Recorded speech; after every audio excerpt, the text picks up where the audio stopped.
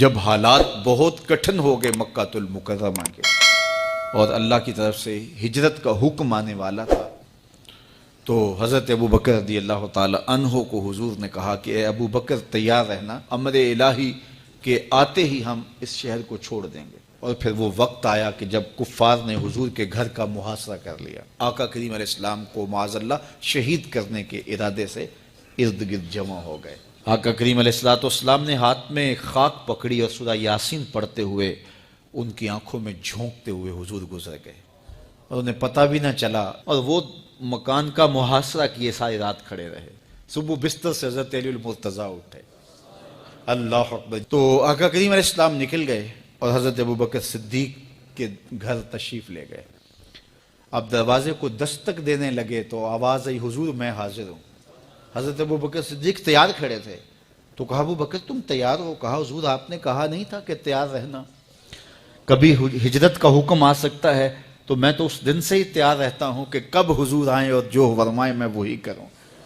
اور پھر وہاں سے لے کے حضور کو وہاں تک گئے، اور جبل سور کی چوٹی پر وہ غار ہے، اللہ اکبر، اس غار میں جانے سے قبل حضور کو باہر بیٹھنے کا کہا، عرض کی حضور ذرا میں غار کے اندر کے ماحول کا جائزہ لے لوں۔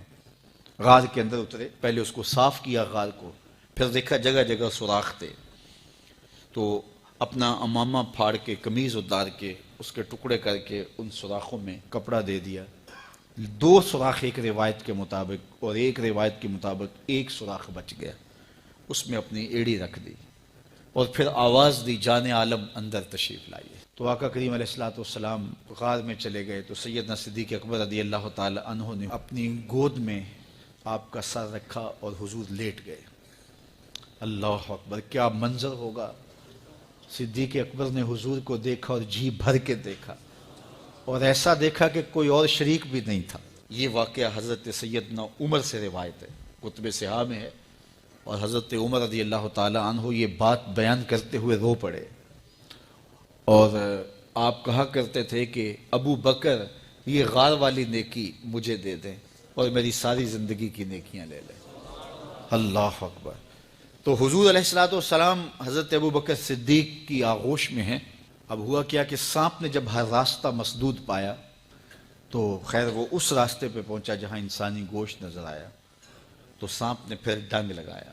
سانپ کا ڈنگ اچانک، تو انسان تو کپ کپا کے رہ جاتا ہے، اچانک تو چیونٹی کاٹ جائے تو انسان کپ کپا کے رہ جاتا ہے، چھپکلی گر جائے اچانک تو بندہ اپنے وجود کو جو ہے وہ متوازن نہیں رکھ پاتا، تو نیچے سے سانپ اور وہ ڈنگ لگا رہا ہے۔ لیکن لفظ سنیے، یہ حضرت عمر کی روایت ہے کہ حضرت سیدنا صدیق اکبر نے اپنی ٹانگ کو جنبش نہیں آنے دی، مخافت ان یتنبہ رسول اللہ، اس ڈر سے کہ کہیں حضور بیدار نہ ہو جائے۔ ساری توجہ ادھر رہی، بے اختیار آنکھوں سے آنسو ڈھلک پڑے، درد کی شدت اتنی تھی، اور آنسو گرے تو حضور کے رخسار پہ۔ آقا کریم بیدار ہو گئے۔ بیدار ہوتے ہی میرے حضور نے کہا، مالک یا ابا بکر، ابو بکر کیا ہوا؟ تو یہ ہوتی ہے ہنگامی صورتحال۔ ہنگامی صورتحال میں کسی کو پکاریں یا کسی کو کوئی جواب دیں تو مروجہ آداب کی رعایت کے ساتھ جو لفظ بولے جاتے ہیں وہ ترک کرنے پڑتے ہیں۔ اس مائک میں کرنٹ تھا تو میں قریب ہونے لگا، تو آپ نے مجھے متنبہ کرنا تھا، تو میرے ساتھ آپ بہت پیار کرتے ہیں، بہت محبت کرتے ہیں، تو آپ نے اگر مجھے یہ بتانا ہو کہ اس میں کرنٹ ہے اور اگر آپ نے منہ قریب کر لیا تو آپ کو نقصان پہنچ سکتا ہے، تو میرے نام کے ساتھ 20 القاب لیں گے؟ آپ نہیں لیں گے، آپ جلدی جلدی جو ہے وہ مجھے کہیں گے جناب یہاں کرنٹ ہے، تو میں یہیں سے رک جاؤں گا۔ یہ تو ہے کہ آپ میرے لیے کر رہے ہیں، اور اپنے لیے کسی کو پکاریں تو پھر بھی یہی بات ہے۔ اللہ اکبر۔ اب حضور نے جب کہا نا مالک یا ابا بکر، ابو بکر کیا ہوا، تو اب ہنگامی صورتحال تھی نا، تو فوراً کہتے لدغتو، ڈسا گیا، مجھے سانپ نے ڈس لیا، فوراً یہ کہتے نا۔ لیکن حضرت ابو بکر تیری محبت پہ قربان، کائنات میں آپ نے ایسا عاشق نہیں دیکھا ہوگا، سانپ ڈنگ پہ ڈنگ لگا رہا ہے اور ٹانگ شل ہو گئی ہے، زہر سرایت کر گیا ہے۔ حضرت ابو بکر نے جواب دیا، لدغتو فداکا امی و ابی یا رسول اللہ، حضور میری ماں بھی آپ کے قدموں پہ قربان، میرا باپ بھی آپ کی راہوں پہ نچھاور، مجھے سانپ نے ڈس لیا ہے۔ تو اس مشکل وقت کے اندر بھی ادب کا کرینہ نہیں چھوڑا۔ جب معراج کا واقعہ ہوا تو یہ بہت عجیب و غریب واقعہ تھا۔ تو آقا کریم نے جب اعلان کیا کہ بتایا کہ اللہ نے یوں مجھے خلوتوں میں بلایا، تو قریش نے سمجھا کہ اس سے بڑھ کر اور موقع کیا ملے گا پراپیگنڈے کا۔ تو کہا ابو بکر کوئی نئی بات سنی ہے؟ کہا تم سنا دو۔ کہا اگر کوئی کہے کہ رات کی مختصر تنہائی میں مسجد حرام سے مسجد اقصیٰ تک پہنچا ہوں، پھر وہاں سے واپس بھی آ گیا ہوں، تو بات ماننے میں آتی ہے؟ آپ نے برجستہ کہا بالکل ماننے میں نہیں آتی۔ اتنے مختصر وقت میں مسجد اقصیٰ جائے اور پھر پلٹ کے بھی آ جائے، کم از کم 2 ماہ چاہیے۔ 1 مہینہ جاتے ہوئے لگتا ہے، 1 مہینہ آتے ہوئے لگتا ہے، کوئی چھو کے بھی آئے تو 2 ماہ چاہیے۔ تو سمجھا کہ لوہا خوب گرم ہو گیا، اب چوٹ ٹکانے پہ بیٹھے گے۔ کہا ماننے میں نہیں نہ آتی؟ کہا بالکل نہیں ماننے میں آتی۔ تو کہا پھر تیرا یار ہی تو کہتا ہے۔ تو حضرت ابو بکر صدیق نے فرمایا وہ واقعی کہتے ہیں؟ ہاں ہاں ہاں انہی کا کہنا ہے۔ تو حضرت ابو بکر بولے لئن قالہ فقد صدق فاصدقہ، اگر انہوں نے کہا ہے تو سچ کہا ہے، میں تصدیق کرتا ہوں۔ کہا ابھی تو تم کہہ رہے تھے کوئی کہے تو ماننے میں نہیں آتا، کہا کوئی کہے تو اب بھی نہیں مانوں گا، وہ اس سے بھی عجیب کہے تو مان لوں گا۔ اللہ اکبر۔ فَبِذَلِكَ سُمِّيَ صدیق، علماء نے لکھا یہ وہ وجہ تھی جس کی وجہ سے آپ کو صدیق پکارا جانے لگا۔ معراج کی تصدیق کی اور صدیق کہلائے۔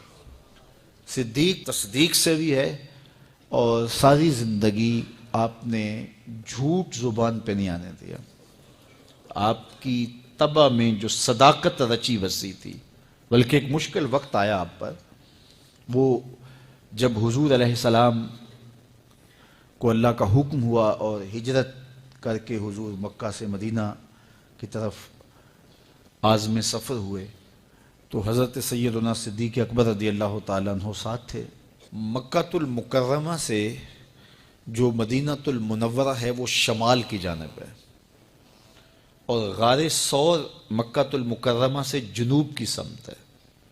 تو آقا کریم علیہ السلام نے سفر کرنا تھا مدینہ شریف کا، تو شمال کی سمت نہیں گئے بلکہ وہاں سے سفر جنوب کی جانب کیا، اور پھر وہاں سے حضور جو ہے وہ 3 دن گزارنے کے بعد مدینہ المنورہ کی جانب روانہ ہوئے۔ یہ سارے ادھر ڈھونڈتے تھکتے رہے، اور حضور وہاں آرام کرتے رہے، اور 3 دن کے بعد جب ڈھونڈ کے ان کو کچھ نہ ملا، تو آقا کریم وہاں سے نکلے اور سیدھا مدینہ المنورہ کی جانب عازم سفر ہوئے۔ انہوں نے 100 سرخ اونٹ حضور کی گرفتاری کے لیے انعام رکھا ہوا تھا۔ تو مختلف قبائل کے لوگ حضور کو ڈھونڈنے کے لیے نکلے تھے کہ بہت بڑا انعام ہے، 100 سرخ اونٹ ملیں گے۔ ایسے لوگ بھی تلاش کر رہے تھے جو حضور کو جانتے نہیں تھے۔ تو راستے کے اندر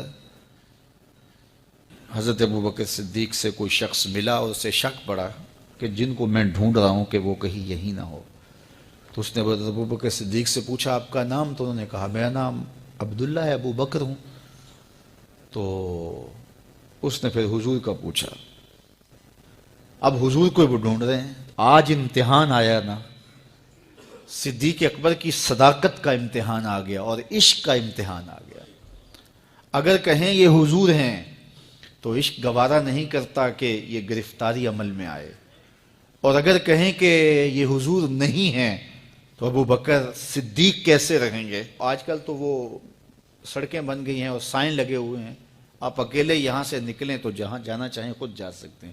اس وقت تو پہاڑی راستے ہوتے تھے، یا تو لوگ قافلوں کے ساتھ چلتے تھے، اور اگر کسی کو ہنگامی طور پہ اکیلے جانا پڑتا تو وہ گائیڈ ساتھ لیتا جو راستے بتاتا۔ اس کو عربی میں ہادی کہتے ہیں، ہادی، رہنما، گائیڈ جو راستہ بتاتا۔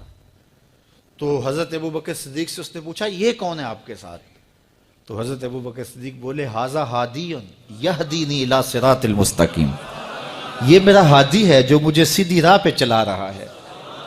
تو وہ سمجھا یہ وہ والا ہادی ہے، لیکن حضرت ابو بکر صدیق دل و قلب و نگاہ کا مرشد قرار دے۔ جب حالات بہت کٹھن ہو گئے مکہ المکرمہ کے، اور اللہ کی طرف سے ہجرت کا حکم آنے والا تھا، تو حضرت ابو بکر رضی اللہ تعالی عنہ کو حضور نے کہا کہ اے ابو بکر تیار رہنا، امر الہی کے آتے ہی ہم اس شہر کو چھوڑ دیں گے۔ اور پھر وہ وقت آیا کہ جب کفار نے حضور کے گھر کا محاصرہ کر لیا، آقا کریم علیہ السلام کو معاذ اللہ شہید کرنے کے ارادے سے ارد گرد جمع ہو گئے۔ آقا کریم علیہ السلام نے ہاتھ میں خاک پکڑی اور سورہ یاسین پڑھتے ہوئے ان کی آنکھوں میں جھونکتے ہوئے حضور گزر گئے اور انہیں پتہ بھی نہ چلا، اور وہ مکان کا محاصرہ کیے ساری رات کھڑے رہے۔